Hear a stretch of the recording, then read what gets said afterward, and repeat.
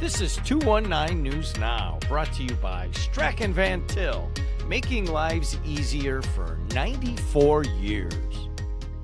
I'm Andrew Garcia, and this is your 219 News Now. The city of Gary is set to use about $500,000 from the Indiana Department of Environmental Management to install fencing and security cameras at two of the city's worst illegal dumping sites. These are in the 1000 block of Clark Road and the 800 block of Chase Street. Both locations contain large piles of garbage and debris. Cracking down on illegal dumping was one of Mayor Eddie Melton's campaign promises, and he reiterated his pledge during the State of the City address last month.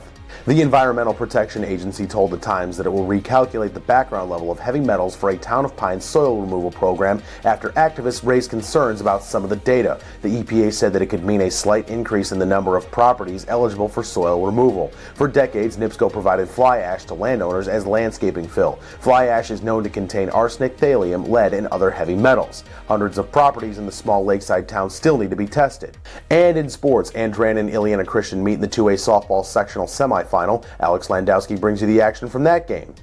Softball sectionals at Andrean continue as the 59ers hosted Illiana Christian in the semifinal. Bottom of the third, Andrean down 1-0. It's a ground ball to Lauren Sherwood with 2 outs, and she makes the play to get out of the inning. Vikings hold the lead. Next inning, 2 outs, nobody on, and Alyssa Mulder hits a big home run over the left field fence. It's 2-0 Illiana Christian now.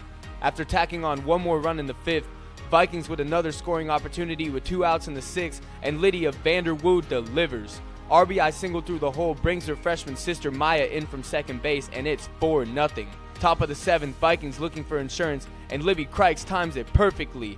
Swinging a drive to deep left center field, and that's the dagger. Illiana Christian wins 5-0 and advances to the sectional championship. Jumping to the baseball diamond, Crown Point opens sectional play by hosting conference foe Valpo. Here's a look at that contest.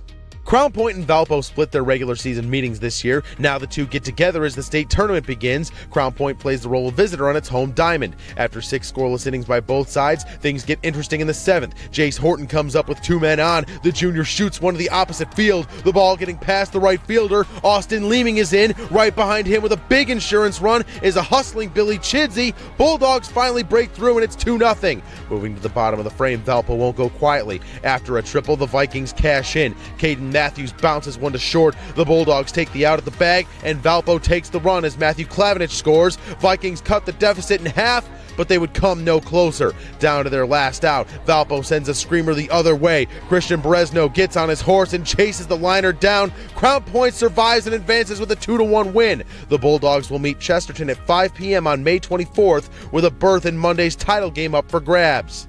To read up on more local news and headlines, visit JEDtv.com and NWI.com. I'm Andrew Garcia, and this has been your 219 News Now.